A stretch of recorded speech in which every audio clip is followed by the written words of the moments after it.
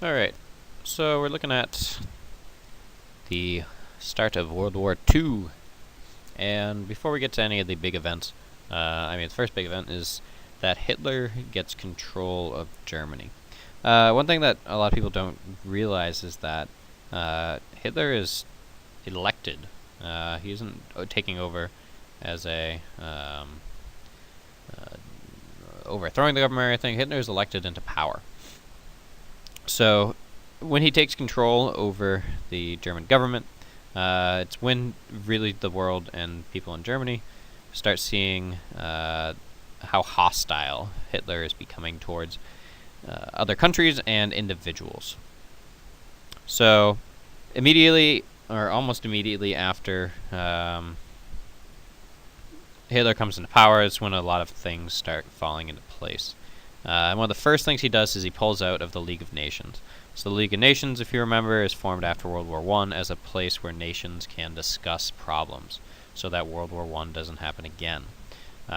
So Hitler pulls Germany out of the League of Nations, so that place where many of these problems could have been resolved, well, they're not. And he ends up forming alliances with a number of countries and doing some other things, which is what we're going to look at today. And one of the first things is remilitarization of the Rhineland, which you have here. After World War I, the Treaty of Versailles says, all right, Germany, you can't have military troops in the Rhineland, which is the western part of Germany. So closer to France and Switzerland and Belgium. So Hitler starts putting troops there, and some images you see here, they're very welcomed by German people. The Germans, Hitler gets a lot of his power by saying, we're going to make this country better. We're going to regain our power in the world. And people want that. They want their respect back. They want to not be starving to death. So Hitler is very appealing to people that have been through a lot. So when he brings the military back, they're welcomed with open arms by many of the people that are living there. Italy, Hitler forms a pact with Benito Mussolini, who is the dictator of Italy, and he decides to invade Africa, and specifically Ethiopia. And it doesn't particularly go too well. Italy annexes and tries to take over a large part of this eastern African area. The League of Nations condemns him, and Mussolini ends up bringing troops out.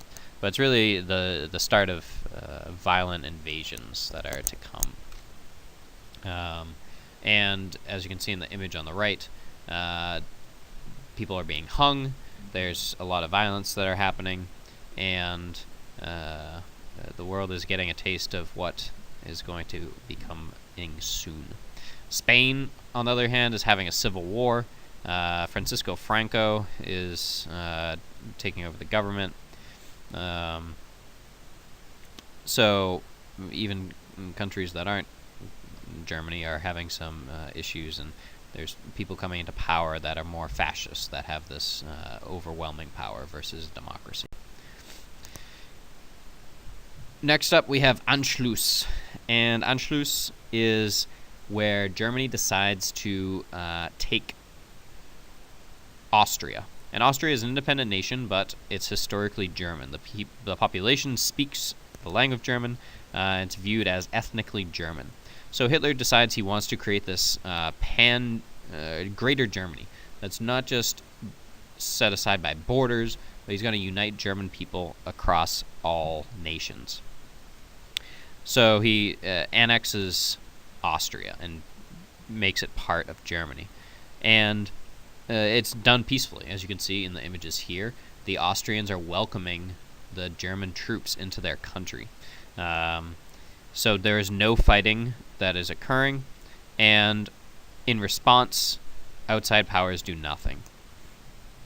They don't stop, and really they're afraid to say anything bad against Hitler. And Hitler's kind of doing this as a way to see, all right, what are other countries doing when I start taking over other places? Are they going to act to stop me? And in this case, they do not. So after this, there's what's known as the Munich Agreement. And Munich Agreement has to do with a location called the Sudetenland, which is within the country of Czechoslovakia.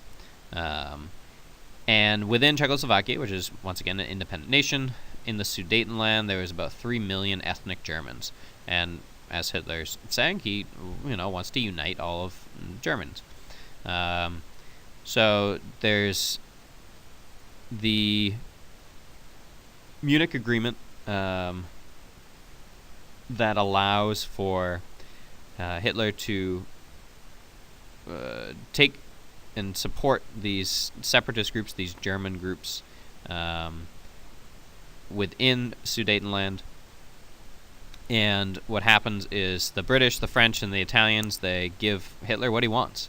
In 1938, they say, for the sake of peace, we are going to incorporate the Sudetenland into Germany.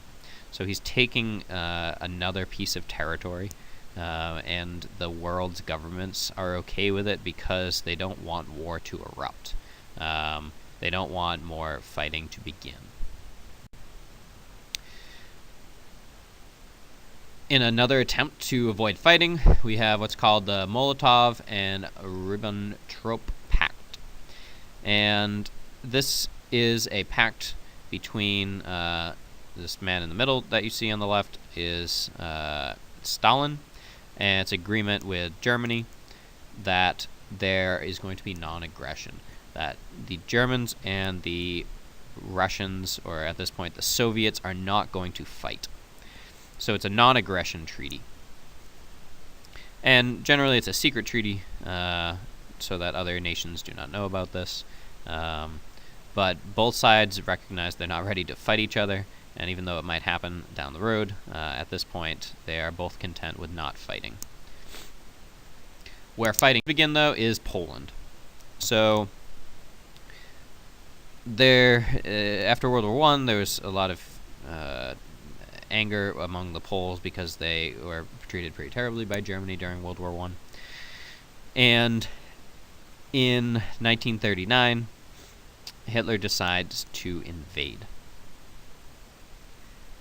Germany, or the nations of the world they are assuming that this is going to happen, so they're trying to get the Soviet Unions to stop Hitler from invading Poland, which is near the Soviet Union. Hitler, or Stalin, says no, because he's secretly signed this pact. In 1939, September 1st, Germany invades.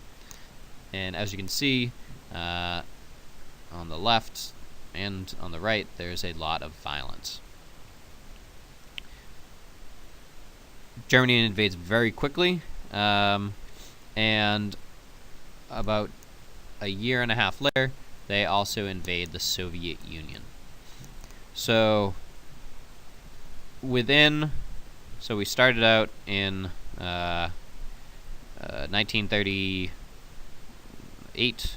Hitler comes into power, and 1933, Hitler comes into power. He remilitarizes the Rhineland in 1936, and by 1941, which is where we are right here with the Soviet Union, he invades Soviet Russia. And as every country that has ever invaded Soviet Russia realizes, it is not an easy place to attack. The Soviets, while they are not very prepared, there is still resistance and enormous amounts of casualties on both sides, but especially the Russian side. Millions upon millions of Russians die in the German invasion. So this is really bringing all-out war to Europe, with multiple countries being invaded, and that's not even considering where next time we're going to look at Japan and how they are pursuing similar courses of action in the Pacific.